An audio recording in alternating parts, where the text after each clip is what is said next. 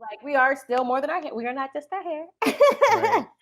But like, yeah, so it's just a lot that Black women, 1 minute, we're just like protect Black women, build our confidence up without you trying to humble us at the same time, right? Protect us, but don't degrade us.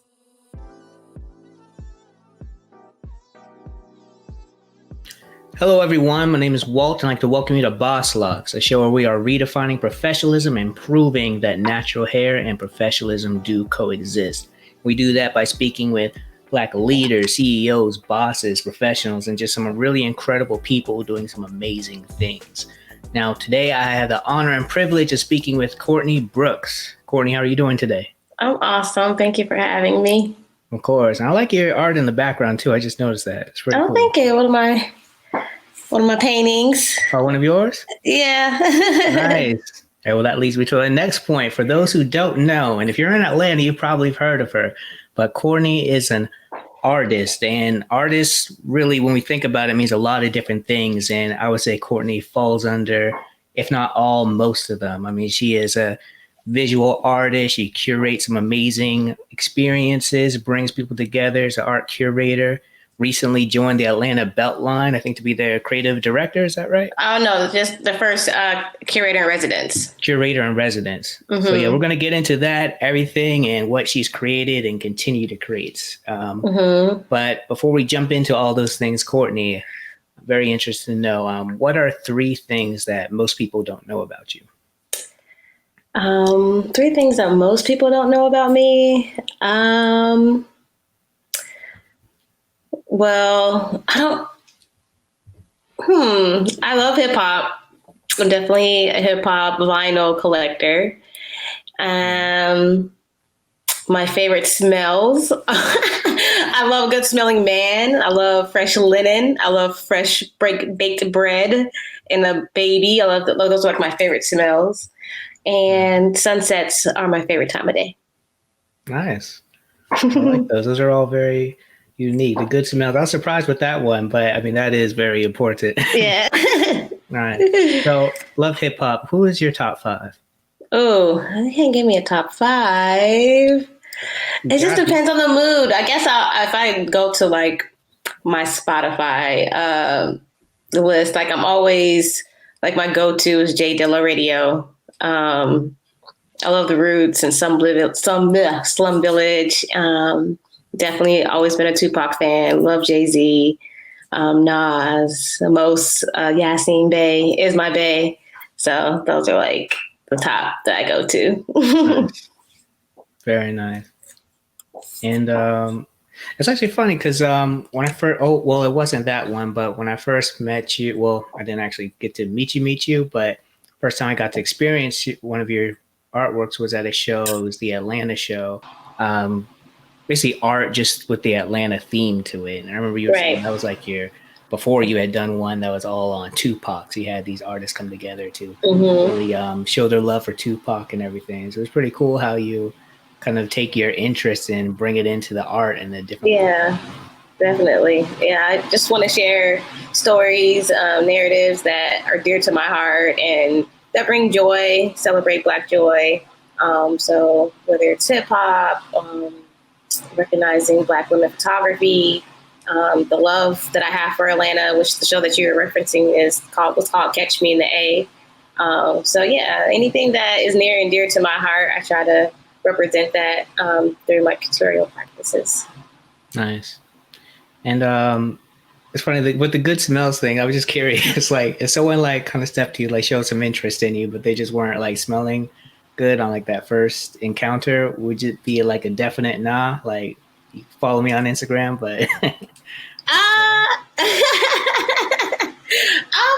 hasn't really happened too often. I mean, people have like their natural smells, I guess, but I mean, like a good cologne, just like you give me a hug, I'm like, oh, okay, like. So that's always like a highlight. Like it's a highlight. Yeah. I do.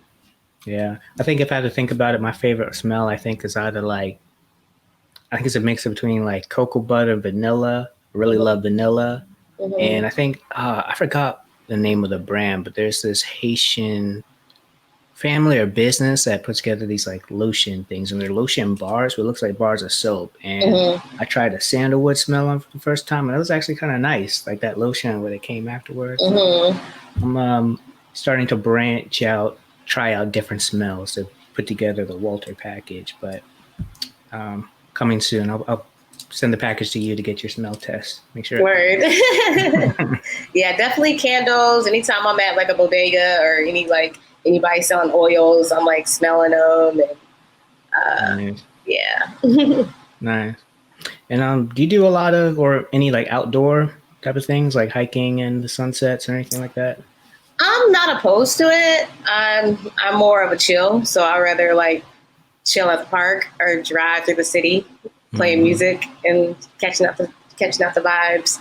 But I'm from Denver, and so I think that's where my love from the sunset, just watching the sunset behind the mountains and just the open fresh air. And so I'm a nature person and just actually like enjoying the breeze on my face or smelling the rain come. Not really too active and, like hiking, but I'll go sit by a pond. I'll go sit under a tree and stare at the clouds. Gotcha. So that calm vibe while the sunset's going on. I feel it.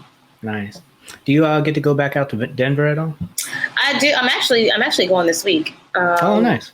Yeah, so I haven't seen my family in a while. And I'm going to surprise my niece for her 16th birthday. So, word. Yeah. But I usually try to go to Denver like twice a year. And but actually, like, maybe last summer, maybe it was 2 summers ago. So there's this amphitheater, like a concert hall in Red Rocks, Colorado. It's like one of the top concert venues. And it's literally built in the mountains. And it's like, I'm probably exaggerating. It's probably like 26,000 feet above sea level, and it's just beautiful up there. It was the most amazing concert I've been to. Nas was the headliner. Black Star opened up for him, so it was dope. Like just to be in Denver and the mountains, and listen to hip hop at sunset. That was like a classic night. Combo. Yeah, it was. It was perfect. Man, so I appreciate. Do they have good smells too? There was some other good smells there too. Definitely, Denver. Ready right. Definitely ready. Cool. So it's interesting. I think Denver is an interesting place because there's like certain cities throughout America that I feel like are kind of like ahead of the curve on a lot of things. And just like little things, like I think of like breweries and stuff like that, and just like legalization. Legal in Denver to like marijuana is like legalized recreationally, right? Yeah, it's completely legal. There's dispensaries on every corner. Like you can see a gas station or a fast food joint. Oh wow, yeah, it's pretty interesting.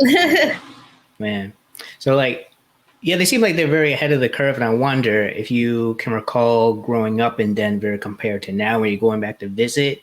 Like, how have you seen it change? Well, it's definitely a lot of gentrification. Like, my grandmother's old neighborhood is predominantly white now. Growing up, it was predominantly Black.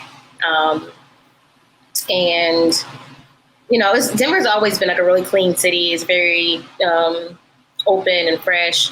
I wish I would see, going back, I wish I would see more, like, Black-owned businesses. There are some, but I think, one of the times I went there, which is what's called Little 5 Points in Denver, which is on the east side, which was predominantly Black growing up and was actually kind of hood growing up.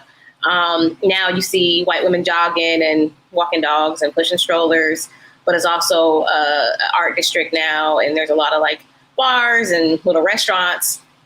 And we went to a Black-owned space, and the only person there was Black was the owner and the DJ and me and my friends, and everybody else was just like non-Black.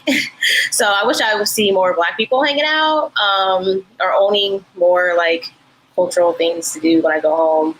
But for me, usually when I go home, it's, catching up with my family and doing nature stuff. So it's not the same vibe as Atlanta. So I'm always happy to get back to Atlanta.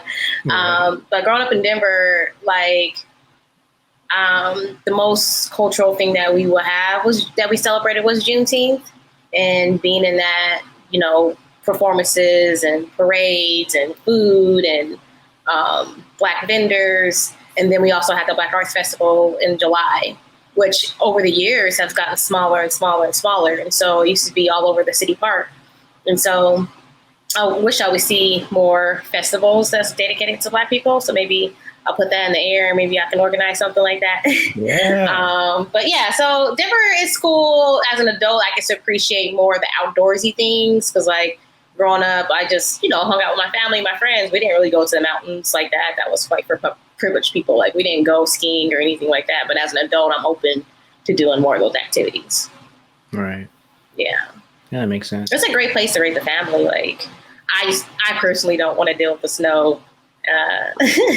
That's actually a very good point. I grew up in Charleston, so like I could literally, I think like there were 2 times where it snowed that I could think of. And both times, of course, school shut down and it was like less than an inch, but still it was like amazing. And then I ended up going to school up in like Virginia. There was like some real snow. And at first I was like, okay, we're like, I can actually like really enjoy snow. And it was cool at first, but then like the next day or the day after, it's just like, man, okay, it's still here. I'm just stuck here. And then it starts to get like brown and stuff too. So I like snow from a distance, but living in it, it's just not me. Yeah, it's pretty for seasonal and like visiting every once in a while. Actually, I don't remember the last time I visited Denver when it was snow, because I'm just like, I do not. Packing for going somewhere cold is like, it's not fun at all. Right. But, during the holiday season and with the, Christmas lights and the snow, it's always, and then like the snow, like Denver is like one of the cities that gets the most sunshine. So throughout the year, like the sun's always shining, and so it will snow, and then it will be gone the next day. Wow. So, but it's pretty. It'd be so bright. Like if it just freshly snowed and the sun comes out, it's like blinding to step outside to see like all the white reflecting. Right. So. Very cool. Be interested if you like put on like a snow exhibit next. So that could be a thing for Denver. Just throwing out ideas you could take. Oh, okay. All right. Cool. How old were you when you ended up leaving Denver? I left at 18. I left 18? to go to college. My dad drove me down to Houston to go to Texas Southern. Drove me down and dropped me off, and I became an adult instantly. Instantly became an adult. Right. So yeah, I left at 18. So I've been gone for 18 years. Oh wow. Mm-hmm. That's pretty cool. A big moment. So I guess I can say I'm Atlanta now. I've almost been here longer than I lived in Denver. So do I start claiming I'm from Atlanta? Right. Am I officially a peach? Right. Yeah, I'm only 2 years in. Well, not even 2 years. I'm like years away from being able to just put my flag down. Cool. What was it like in Texas?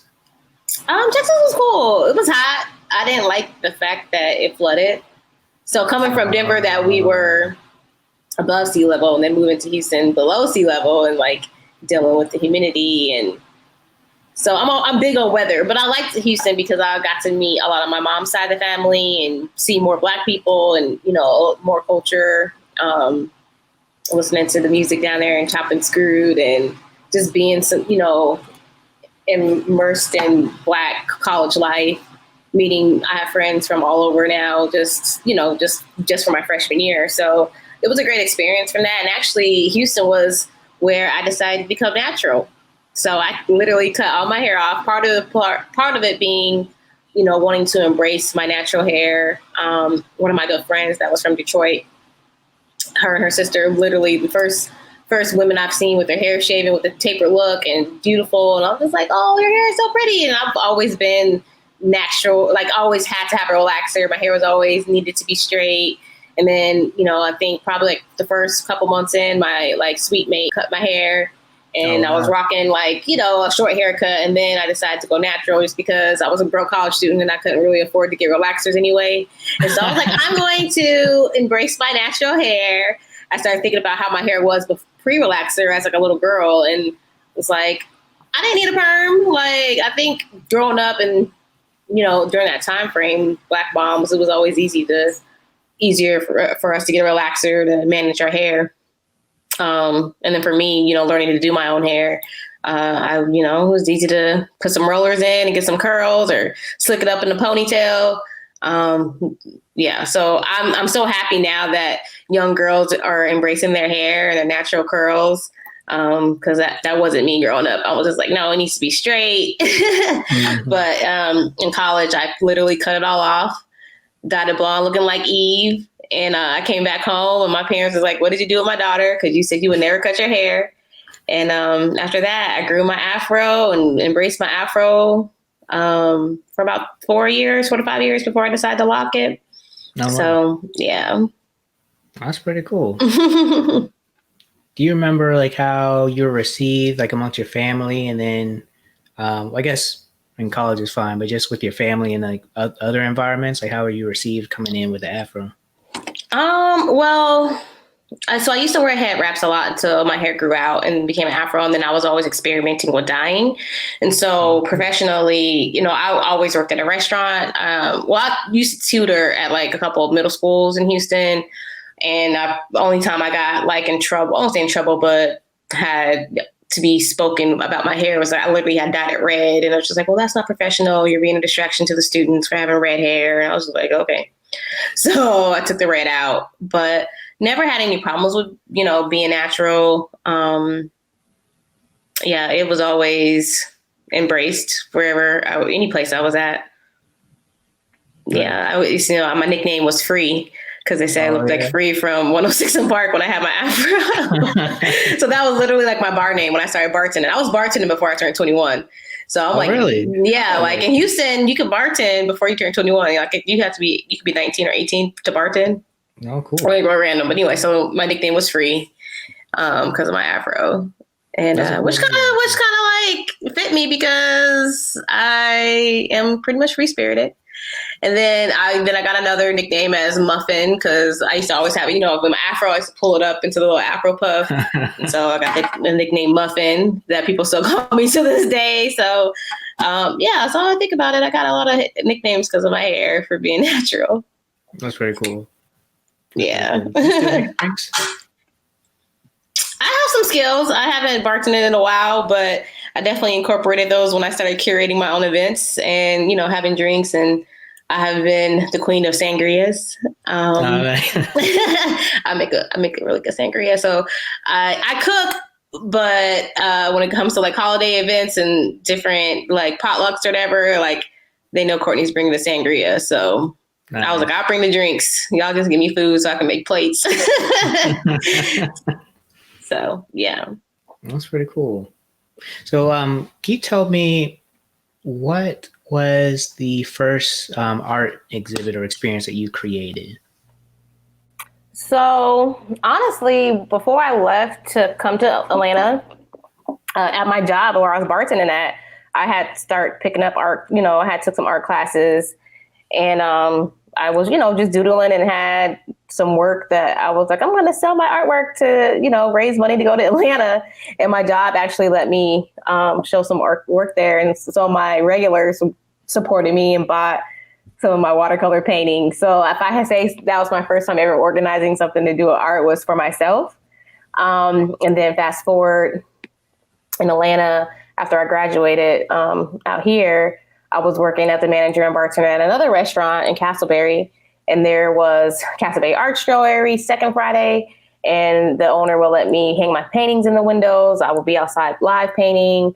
If there was an event, like I think there was a Flux project, they used to do like this block party, and all the art galleries that was in the area would be opened up, and people will have their art out. And so I'll be in for the restaurant live painting and incorporate people to, paint on the canvas that I had. And then I showed my first art show downstairs in their lounge area. So curating for me before I even called myself a curator was just getting my art, giving myself exposure at my job. And so I just built up a clientele that way because my regular supporting me who will come see me bartend. And then like, oh, you're an artist. And that was always a conversation started. And yeah, so my first show there was called, can you say something? I don't know if I can hear you. Okay. Oh, yeah. My earphones sounded weird for a second. So my first, when I decided to go full time with my art or just go like get really serious about it, my first show was called She Is, which is a She Is series where I just painted a bunch of women, like black and white, monochromatic skin tone, and then had like colorful backgrounds. And I wrote poetry to like describe each piece. And I ended up having like a saxophonist come in. I had vendors, a DJ. So I was already, I guess, meant for this. Just because being in the restaurant industry, I came across a lot of DJs and, you know, other entrepreneurs. And so I was like, oh, okay, we're going to just combine all this together, not knowing that I was going to end up doing this for the next, you know, years to come. And so that was my first show by myself. And then probably like a year, no, I wouldn't say even a year later. So between that time, I was teaching art classes as well. So I was doing a lot of paint and sip classes at a studio I worked for. And then I would also do mobile classes. And then I was like, oh, I can do it at my house. So I had some, you know, chef friends that would come over and cook. And then we would, you know, have a paint party and have food. And so I was doing those events at my house. And then one of my other friends, my business partners, she was a mixologist, and I had another chef friend. And so we came up with this idea called the Chocolate Night In, which was, you know, geared towards women. And we would bring in male models. So I would teach a paint class. We will have male models for eye candy so they can paint on them. And then in between time, we will have a chef that will give out courses. And then we had a mixology class. And so in between, it was like stations, and like everyone kind of split up, and you can go learn how to make drinks. You make drinks for your friends or whoever you came for. Everyone will sit down and eat. And then I'll teach a painting, so they'll have something to take home with them. So we did Chocolate Night In. Probably been about 4 or 5 of those events. It got really expensive. And then, you know, everyone just ended up doing their own thing. I would love to bring it back, but it was definitely a great experience. So that was like around 2015 that I started, you know, coming up with, events that was pertaining to my art. And so I've always been multitasking, whether I was bartending, teaching art classes, doing commission paintings for myself to sell. And so just being, you know, trying to go to every art show, submitting to group exhibits. Then I met a promoter during the time I had one of my solo shows. And he was from New York, and he was just like, yo, we do this, you know, we do a hip hop, you know, we do these hip hop events, and we're doing a Biggie tribute. And I want you to, you know, do some art, you know, if you get some artists to do some Biggie paintings. So I was just like, oh, hell yeah, that's like right up my alley, hip hop, Biggie. Right. So for this to be my first time to organize other artists to come together. And at this time I had a good roster because I've had been in other art shows and was able to meet other artists and call on my friends and work with them. So I had plenty of people to reach out to. And as well as doing an artist call on Instagram, I had artists in and work from Cali. It was just random people that was like interested, that were Biggie fans. And so I literally had to pull the show together from scratch. They already had the venue, which was at a restaurant. So it's like up and down, upstairs, downstairs restaurant. And I had to get like portable walls to hang the work. So it was very interesting, a great learning experience to pull that off for a one-night event. I had about 25 artists. And so it was dope. I had, rest in peace, her name was a photographer, Sheila Turner. And she has some original Biggie photos that she had taken with the brat that was in the show. I've had like really great artists that was in that show, and a few of them, one of the artists sold her paintings to Ed Lover. So that was dope.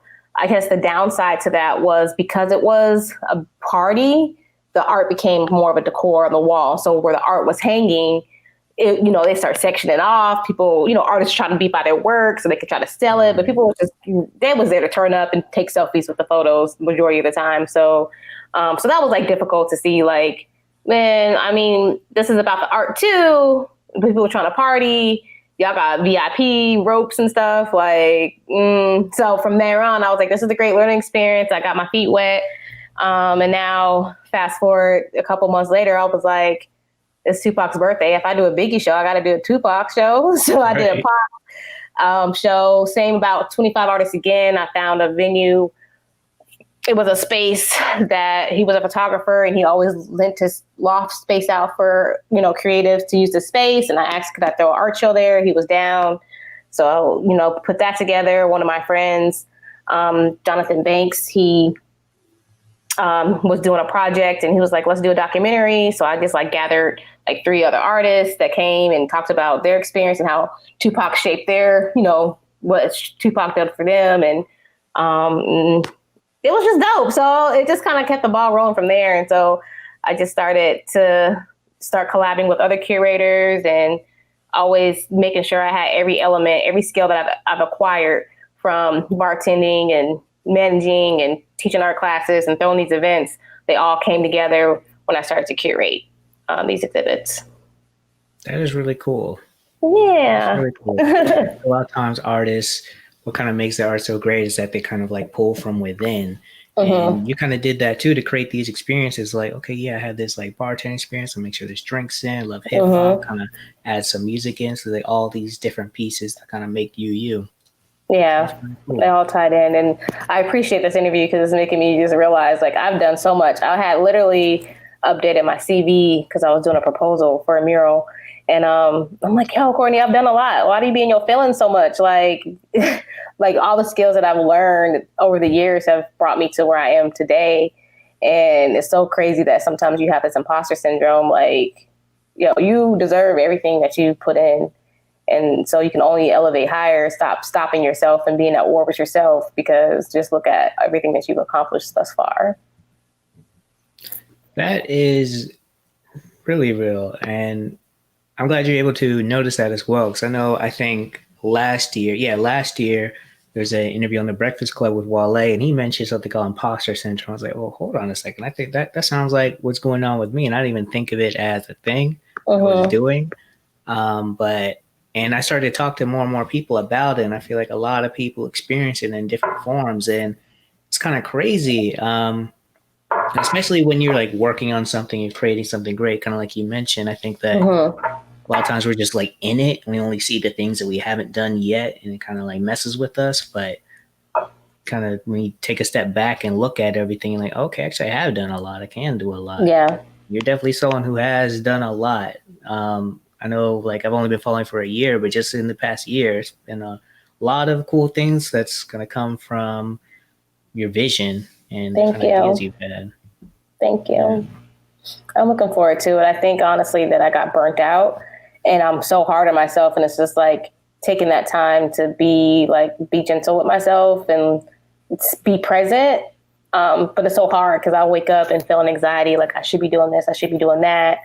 Don't let this opportunity pass by. And I'm just like, I have created my own opportunity. So it's just like, but just still trying to keep the momentum going and find that balance. It's been difficult. But I had to be honest with myself. It was just like, oh, it's okay to take a break. It's like, okay to like get your mind right. And so you can like, push harder when it's time to get going again.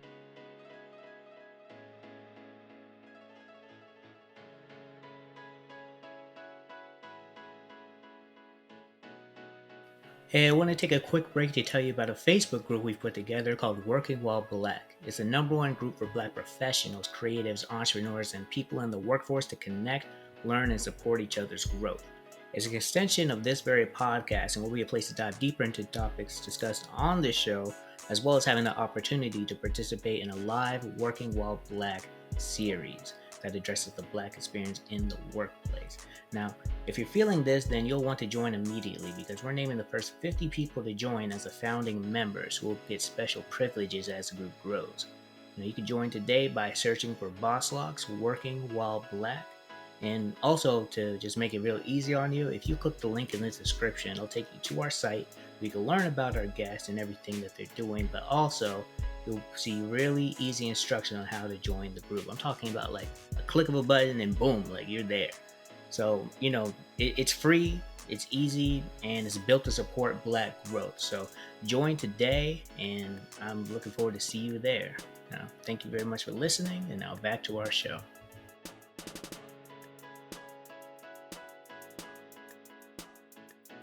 You were saying something about like what your art became, and like this kind of interesting switch to being an entrepreneurship and going from art as a hobby towards something else.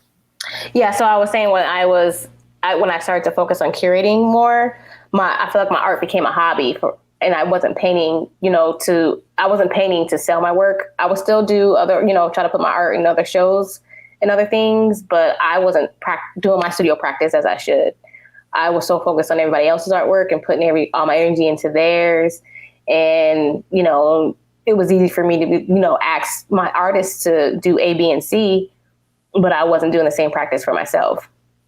So I had to learn that and separate, you know, Courtney, like, you need to make time for your studio practice and create for your work. So it's something that I've always toiled with and I've always gone back and forth with.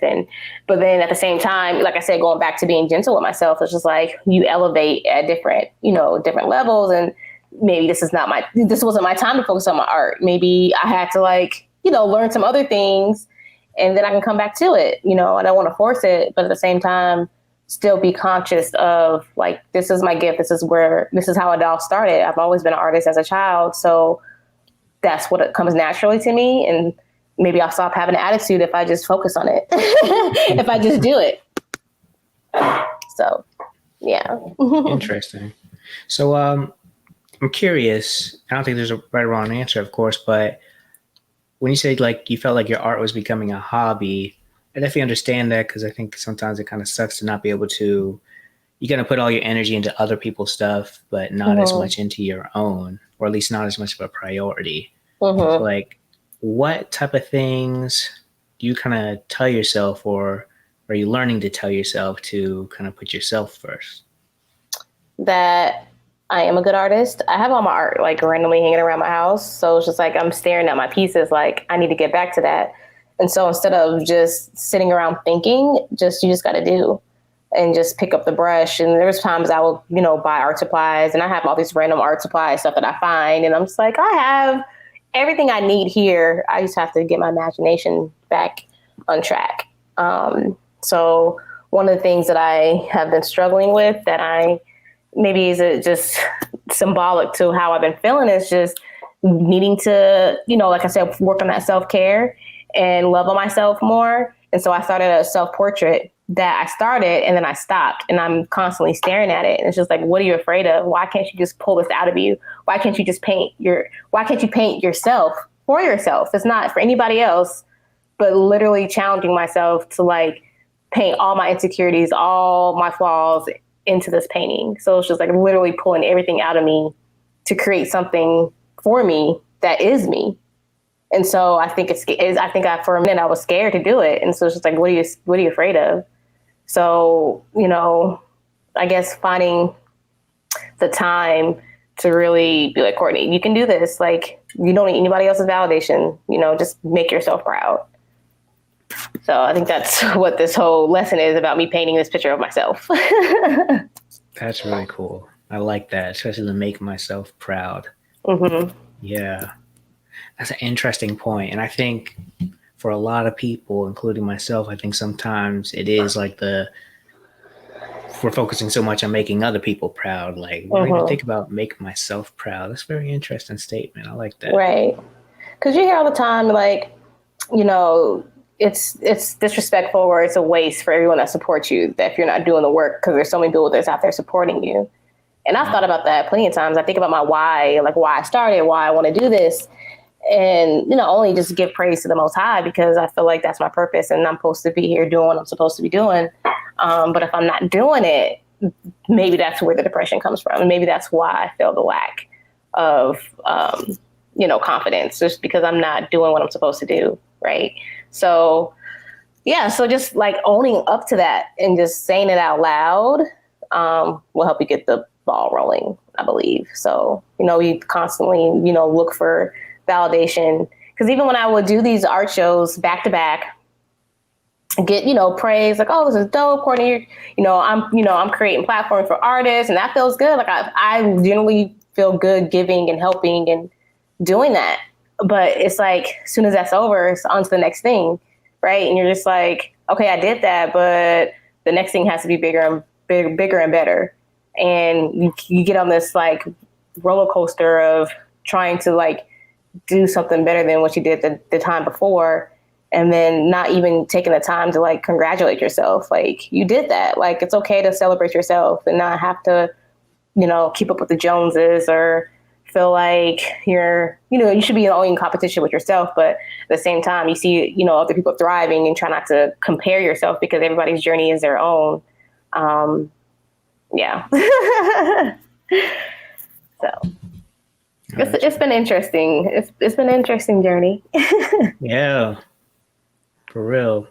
And speaking of journeys, one of the favorite thing, if you didn't know, I'm a big fan of you, but I appreciate it. And one of the things that you've put together, which I think is really cool for a number of reasons. One, when I see everything that you do with this, it kind of inspires me to kind of rethink the way I approach certain things. But and I'm not even sure what the best way to put it, but the brand, the idea, but what you call the journey of a Black girl.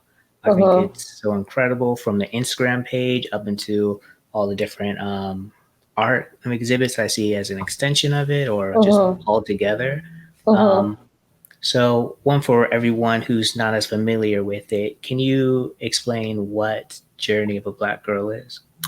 Yes. So Journey of a Black Girl is just a reflection of myself and the women that I've come across, and just Black women and girls in general, that we all kind of share these experiences just in our culture, right? So when I received the curator in residence for the Beltline, this was my first public art exhibition that I was granted to do.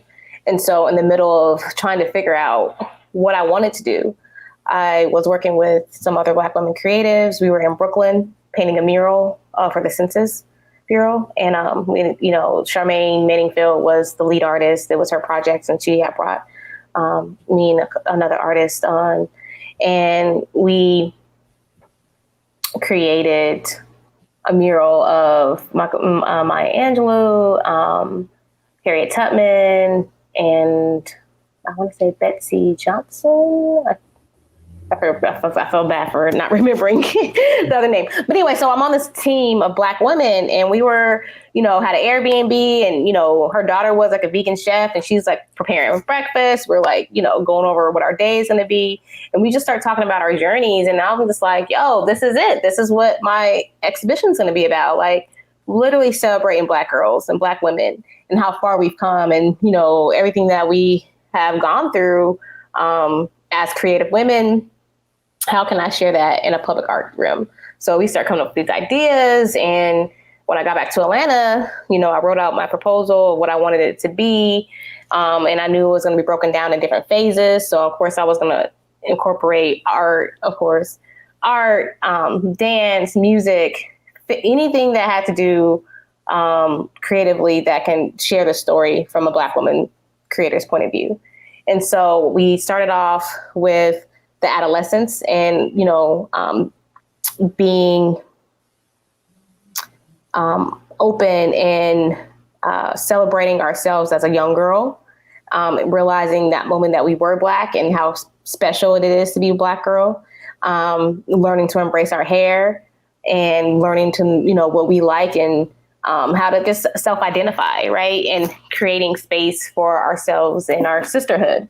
And so from adolescence moving on to becoming a woman. So this is whole journey.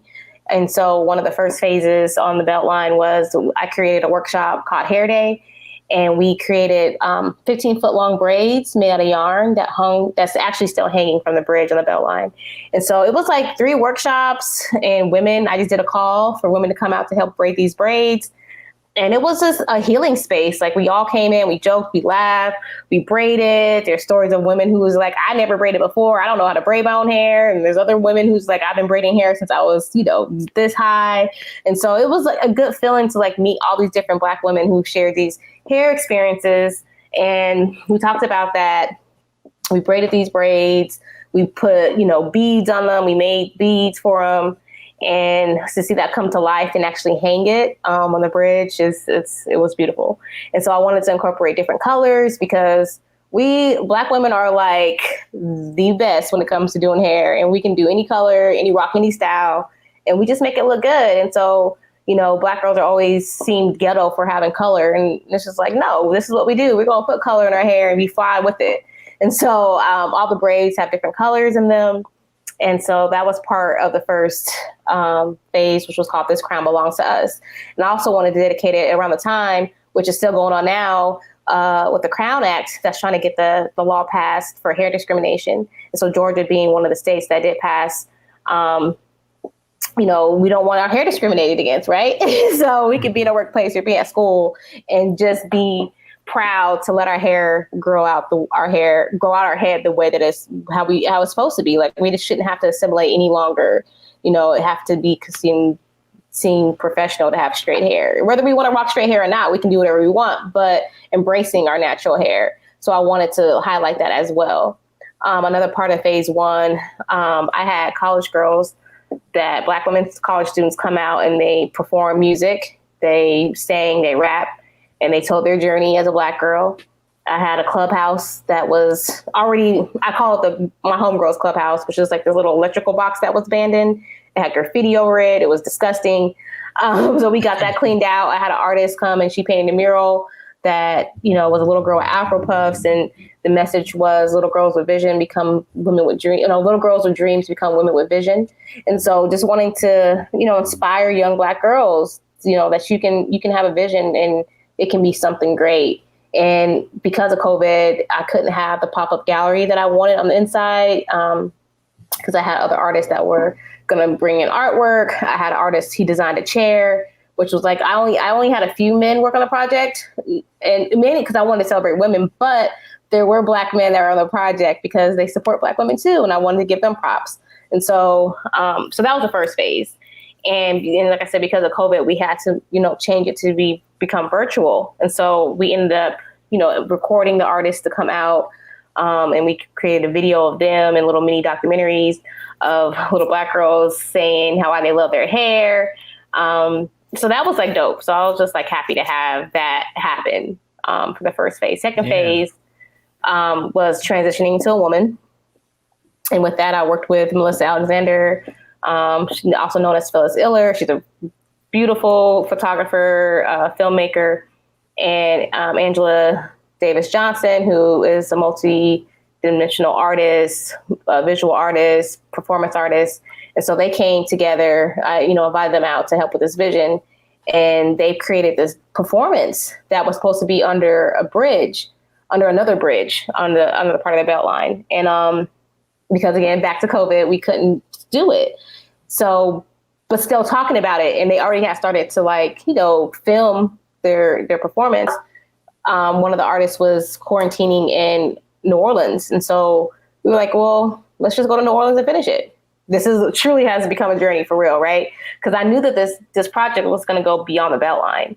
It wasn't going to be just on the Beltline. I knew Journey of Black Girl was going to go further than this. And so going to New Orleans would just confirm that. And so we filmed in New Orleans. I became part of the video, which I wasn't, that wasn't a part of the original plan, but the symbolism of the story, it just made sense. And so when we got back to Atlanta, I incorporated a spoken word artist, Teresa the Songbird, and she performed her poem, You So Black. And it was like, yo, you so black.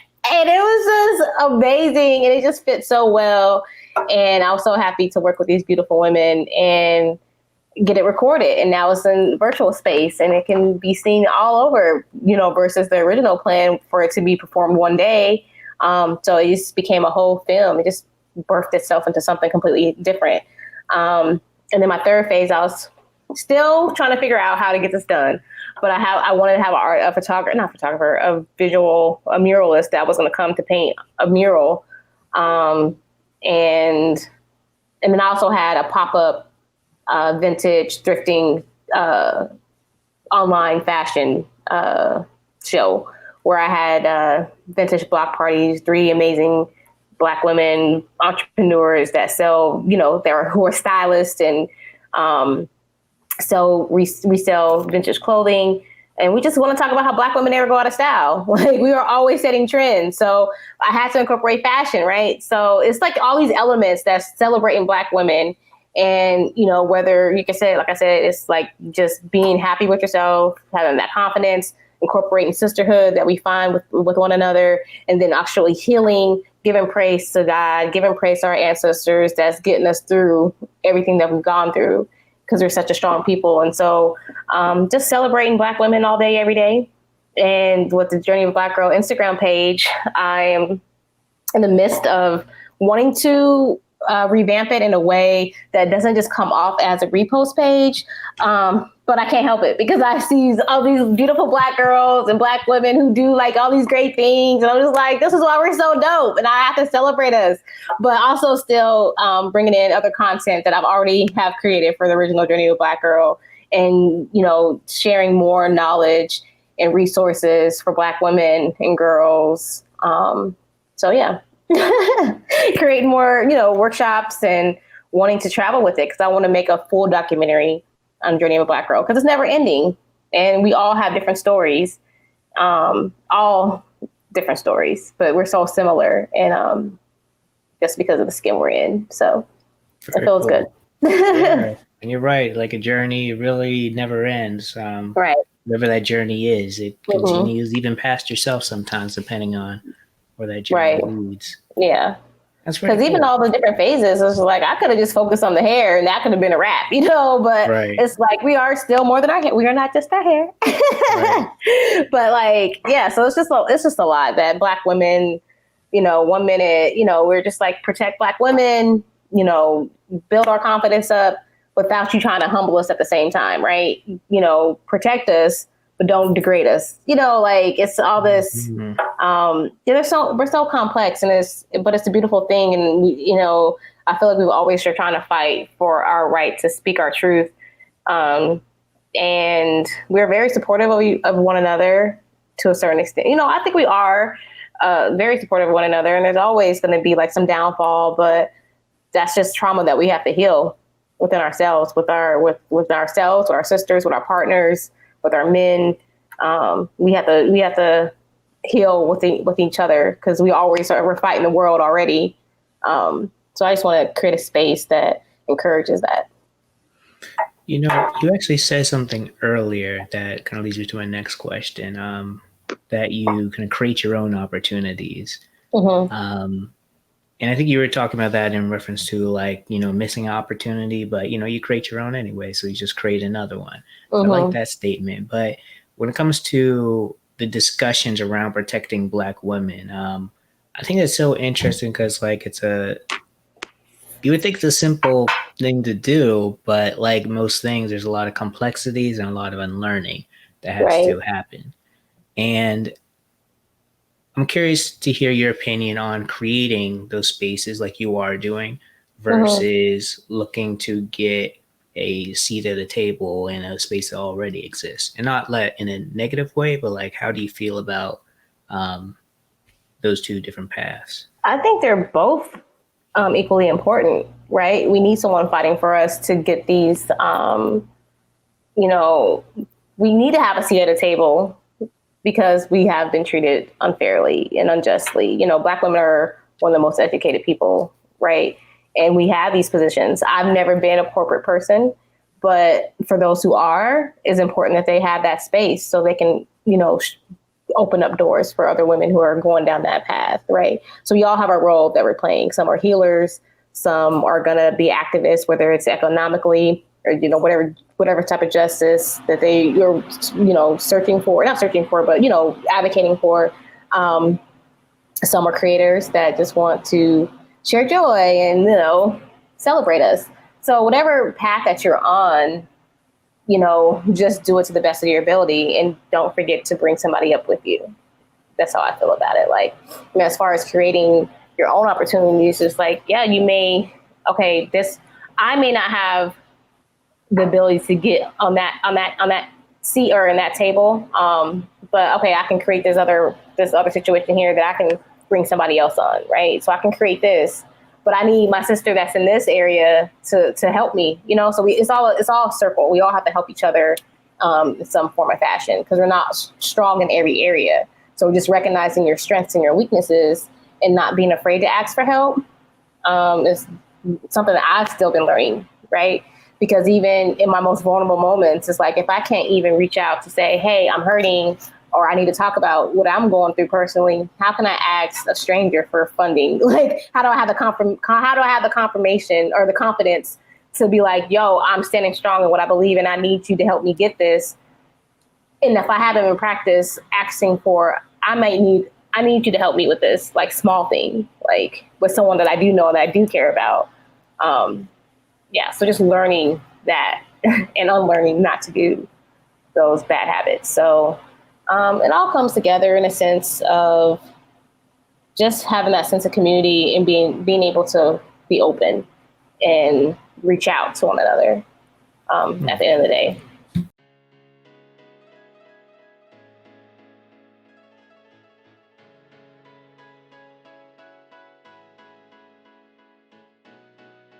Hey, I want to take a quick break to tell you about a Facebook group we've put together called Working While Black. It's the #1 group for Black professionals, creatives, entrepreneurs, and people in the workforce to connect, learn, and support each other's growth.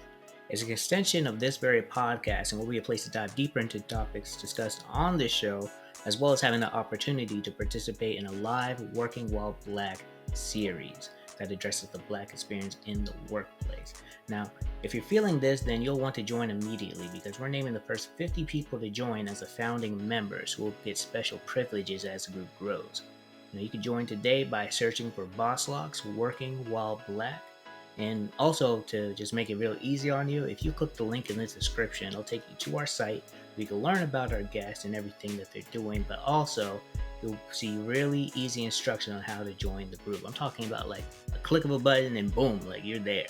So, it's free, it's easy, and it's built to support Black growth. So join today, and I'm looking forward to see you there.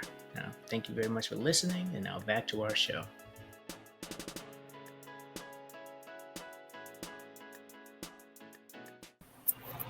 That's a really good point. I like that answer.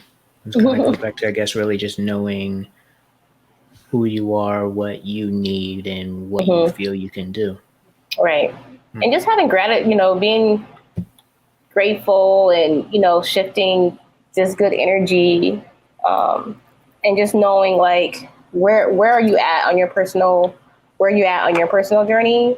Like, are you in a space where are you just letting life happen to you? Are you making it happen? Or are you just being so present that that, you're manifesting and you're attracting the goodness to come to you and that opportunities are going to present themselves, right? Because you're already doing the work. So you don't have to beg for it. You're like, I'm doing the work and what's meant for me is going to come for me. But also still knowing that faith without work is dead. So you can't just like sit around wishing and hoping and like, oh, well, it's just going to happen. You still got to do the work. Because I started noticing when I'm doing the work, more opportunities come that I wasn't seeking. Or even when I take that leap of faith and be like, okay, I'm going to try to do this proposal. I'm going to just go for it. And it comes to me. Like, that's exactly what happened with the Beltline. Like, I was so busy curating.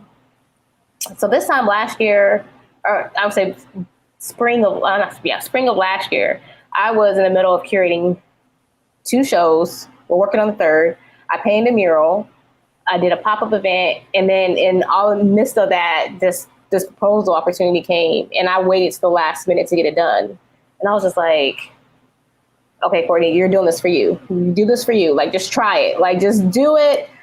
I was at the last 5 minutes before it was due, and I sent it. I thought it didn't go through because it said my files are too big, but luckily I had emailed the person in charge, prior to sending out the form online, and it got through. And like a month later, and I received that email saying that I received the residency. All I could do was just like cry and just thank God, because it was like, yo, I tried. Like, I was putting in the work and I have faith in myself, and it happened. And now this is where we're at.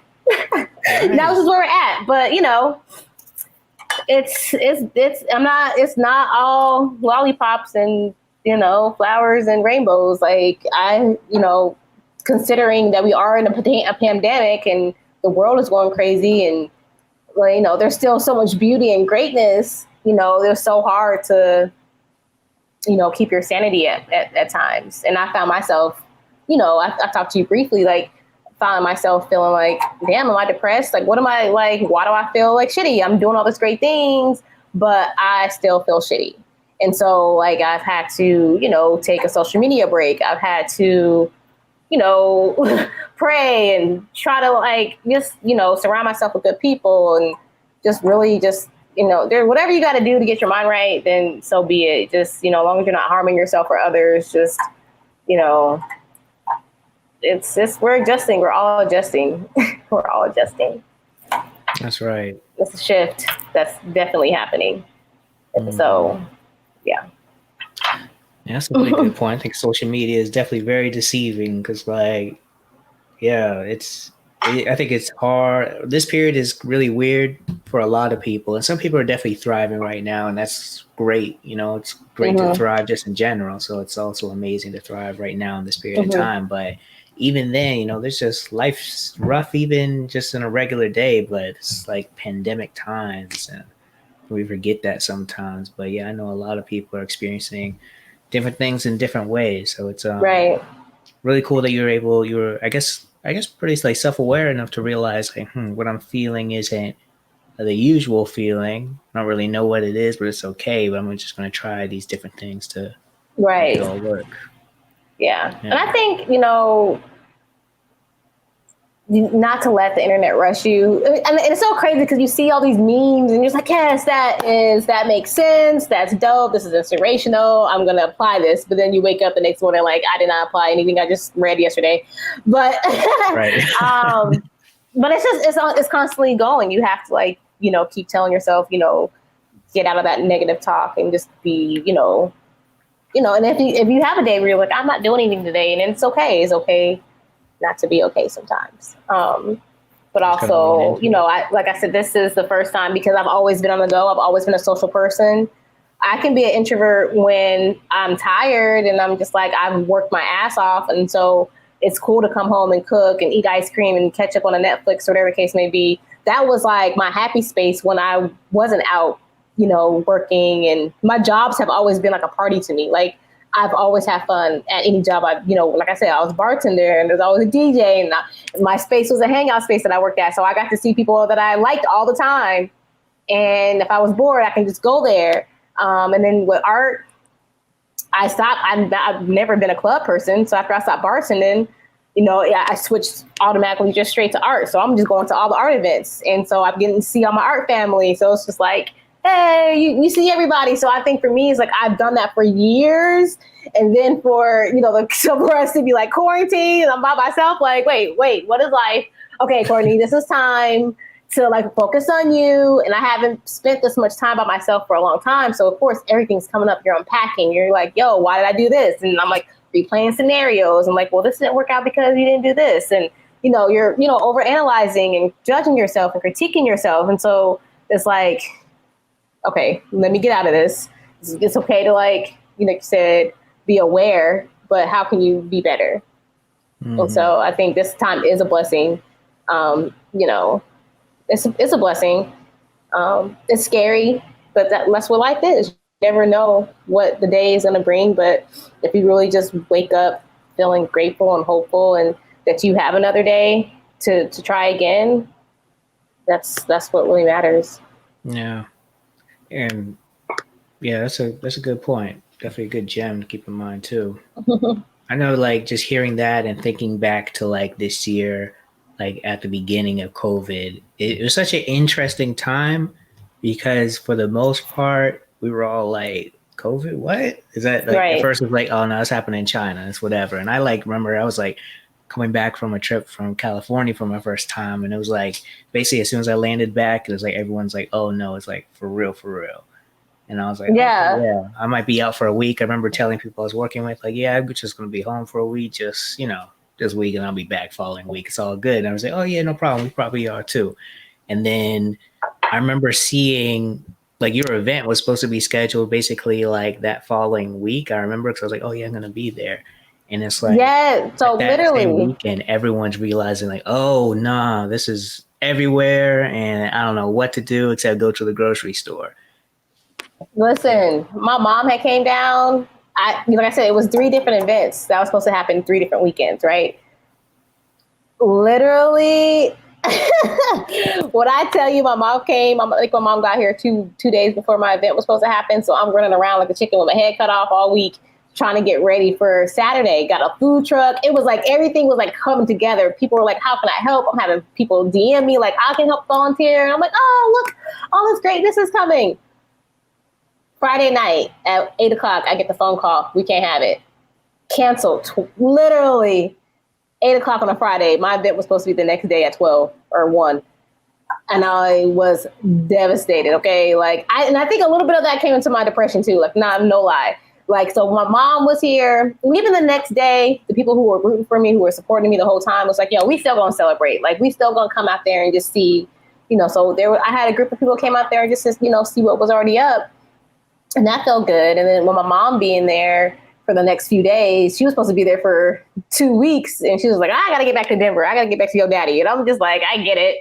Like, go back home. We don't know what's going on, with this whole quarantine thing.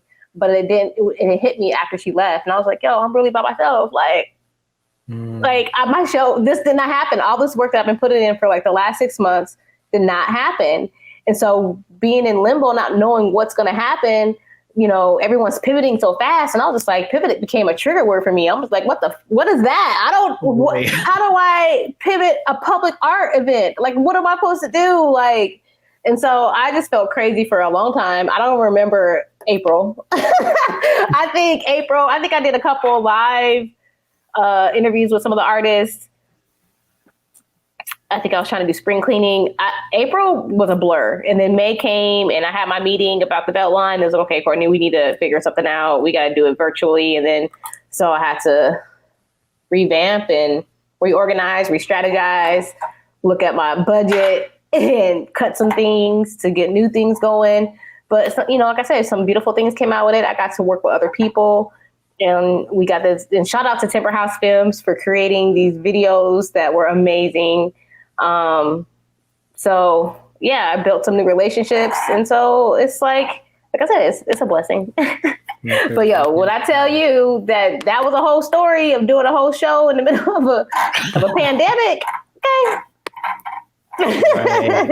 And then the week that everything was supposed to launch was when all the riots happened, like all the, and I want to say the protesting and everything, it was so heavy. Like everything outside was so heavy. So I was like, yo, at least what I'm doing is going to bring some joy, some peace or some calmness to the storm that's going on, that's swirling on around us. Right. It was so much going on during the week of Juneteenth. And that's when all the content dropped. I was having technical difficulties the first day. So it didn't get launched the right way. But then finally, everything started coming together. I ended up doing a mural with Powerhouse. We did a Juneteenth takeover on Peachtree, and there was 19 artists that did some murals on the Flatiron building, which was known for having KKK back in the day, had their meetings there. And so to see us Black artists painting all this Black imagery and having photography, and it was dope. So it's that happened on Juneteenth. And then the next day, I think I had my curator talk, and I was just drained. I was just like, yo, this happened so fast. Traveling, like I said, we drove to New Orleans in a day and a half, came right back, filmed, making sure everyone got their edits together. So it was a great learning experience. And then July came and I was like, I'm burnt out. I'm burnt out. And I'm just like, I'm not doing anything. But I tell myself I wasn't going to do anything. And it's like, Courtney, rest. Your body's saying chill out. But my brain's like, yo, you're not being productive. You got to keep this momentum going. And I was like, yo, am I going to be present? Are you going to be present? Or are you trying to stay relevant? My work speaks for itself. I'm always going to be relevant. So that's what I tell myself. You're always going to be relevant. You ain't got to be, trying to do everything. Just relax, get your mind right, get ready. So you ain't got to get ready, be prepared and make the proper steps. So when the time comes, you'll have A, B, and C ready to go again. So yeah, that's where I'm at. Well, and trying to get my painting skills back up too. Right. So yeah. So that's it. Just found balance and discipline because I had a real hard accountability talk with one of my good friends, and she's like walking. She's like, "What did you do today?" And I literally walked her through my day. And she's like, "Courtney, you could have did all that stuff in 5 hours. Everything you said you want to do, you could have knocked it out, but you lollygagging." And I'm just like, "You're right. Okay, it's August. Let's plan for this last quarter. Like what's gonna happen for this last quarter?" So, or what are we in the third quarter? I don't know. Like anyway. Yeah, what It's is about time right now? we're halfway through the year, so Yeah. it's time. And I, actually, and honestly, I have to think about my cycles too, because I find myself like every July, I've always been like, this is revamp, reorganizing, reflecting of what I did for the first 6 months, and I'm just like, okay, now let's get it together. But normally September, October, like fall, is like my favorite season, and I feel like that's when I thrive the most. So I think I'm gonna be straight. Yeah. Right. You already had the burnout. You're good now. You know how to handle the next one. Right. Yep. Very cool. Now, one quick question. So curator in residency, can you explain what exactly that means? So this was the first time they had a program like this. So they invited someone outside of their normal staff or their normal organization to curate an event on the Beltline.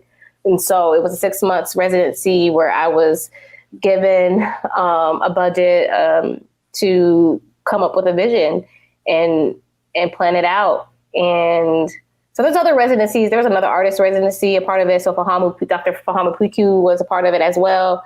He put a car. He had a exhibit called "We Can't Cop Cars Without Being Stopped by Cars," something like that. So forgive me if I misinterpret that. But he was the artist in residency, so he also had the opportunity to like put his art on there. So just learning to. For me, it was all about, we did the site visits. I found a space or the space that they provided me to have, really working the idea, researching, developing what I wanted to do, and then executing and just pulling together all my resources, pulling together all the artists that I know, and really just making that vision come true as a curator. So. Very cool. Yep, let's tell that story. Yeah. Is the Atlanta Beltline like, they're mostly white people who are part of that organization, or is it kind of yes, mostly white? Mm-hmm. That's really interesting. It's really cool that they brought you on. I don't know about their history, but I mean, one is kind of iconic. You put something together and made it happen with all the tools, with all this period of time. And also, they brought in a Black woman to do something and kind of just let you do whatever you wanted to do. Right. And I knew, I was like, first of all, it's not going to be biggity Black. I knew I was going to do something Black. I knew it was going to be representative of me.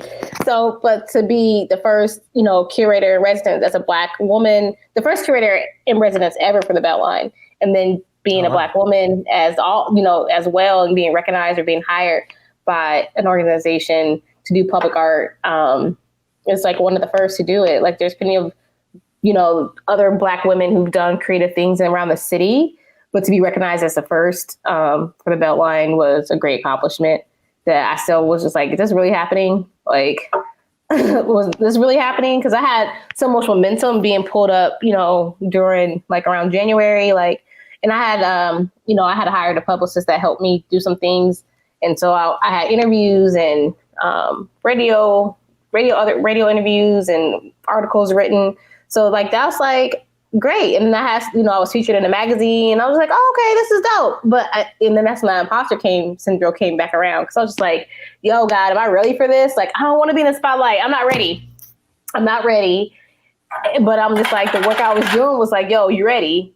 But even still finding the confidence to be like, yo, your voice matters and you can't be shy. Like if you're going to be bold enough to do it, you got to be bold enough to speak about it.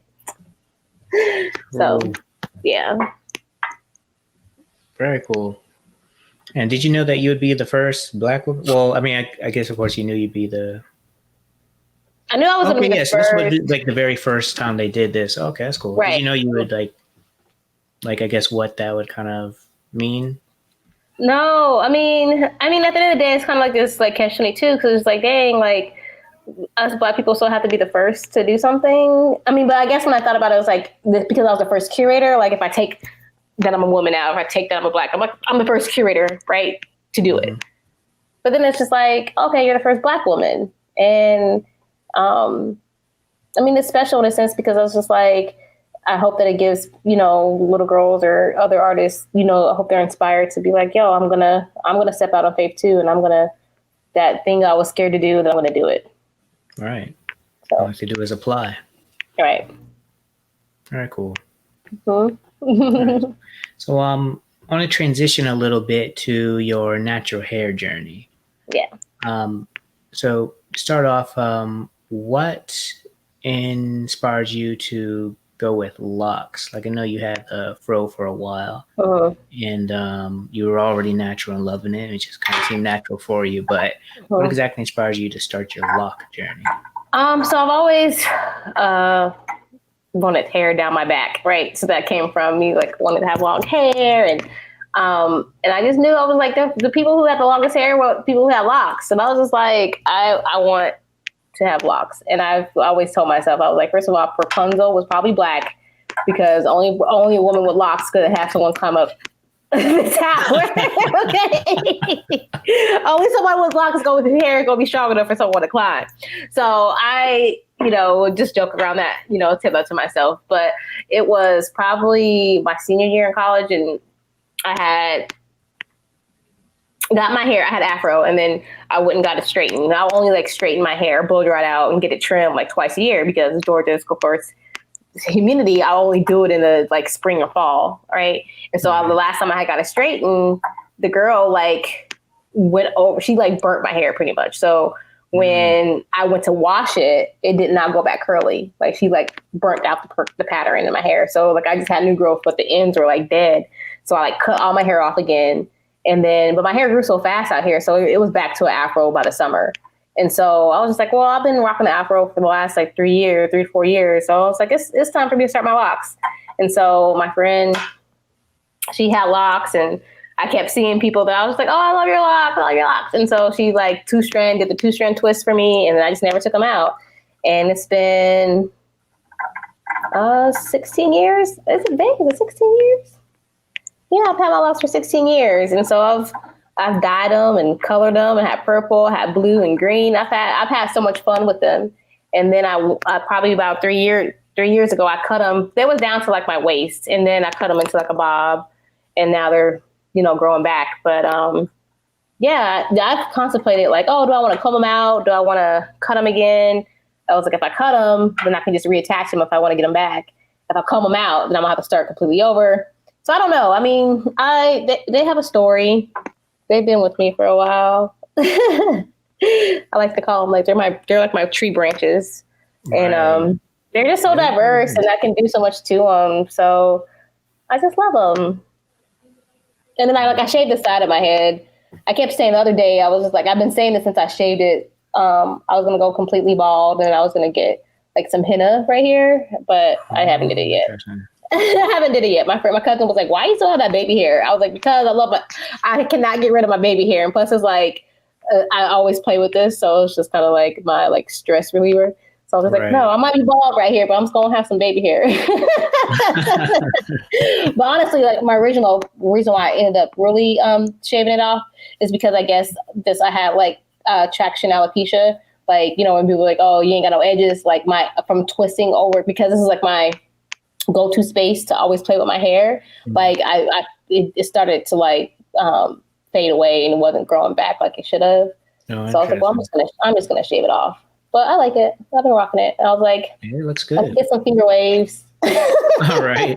We gotta have all these different hairstyles. But yeah. Very cool. What is something that you wish people understood about natural hair? I wish they understood that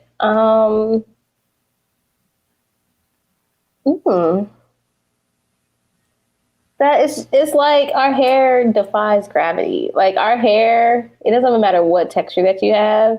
If you look at my explore page on Instagram, it's always some hairstyle. I'm surprised that I'm not a hairstylist, but I love doing little kids' hair, and I can play around my hair, but I find pleasure in going to get my hair retwisted because I was like going to the beauty supply, not beauty supply, but going to the beauty salon and getting your hair done was always like a self-care practice, right? And it's like sisterhood and bonding. But our hair is so cool. Like, it's just dope. Like, I have my little combing ring on because I do miss combing my hair sometimes. But like, just the parts, like how we part our hair and comb it, and like the way our hair can twist up and curl up, and it's just there's so many textures to it, and then just the history of all the different hairstyles that we have, and stories of how Black women will plant, put seeds in our hair. Like, that's how some of these vegetables got over here. Okay, like our hair will have seeds braided into the hairstyle, Interesting. or just different routes, like the different how your hair can be parted and different routes to, like, like a map somewhat, but the shapes that we can come up with. I mean, what is not to love about black people's hair? Is like the best hair ever. It's the best. It's the best because we have all these different textures, and everybody can relate to somebody, whether you have 4C, BC, whatever. I didn't even know about these types of hair till like recently, thanks to Instagram and all these tutorials and natural hair tutorials. I saw a tutorial on how to do baby hair, and I was like, really? we've been using a toothbrush with baby hair for the longest, okay?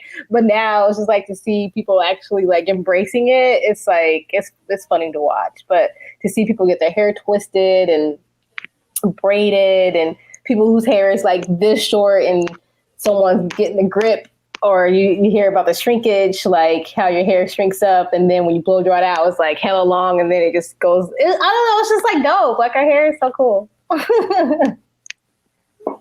Yeah. So, hearing that, I'm really excited to kind of hear what you think to this next question.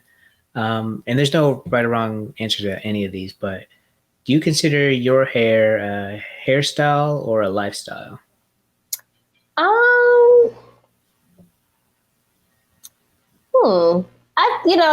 I think I've had that question before, because of like the stories with Locs itself. I think it's a lifestyle for me. It's a lifestyle for me because, like I said, I'm embracing my hair the way how it grows, right? But styling with it is just the extra. Like, I can dye it whatever color I want. I can do any type of updo. I can do any type of hairstyle I wanted, And so the styling is just the fun part, but embracing who you are is a lifestyle. Love that. Love that. And one question that, well, doesn't necessarily have to do with hair, but just all encompassing. How do you define professionalism? Professionalism is doing your best, respecting yourself and speaking your truth and not being apologetic for it, and showing others respect, and always willing to learn, always willing to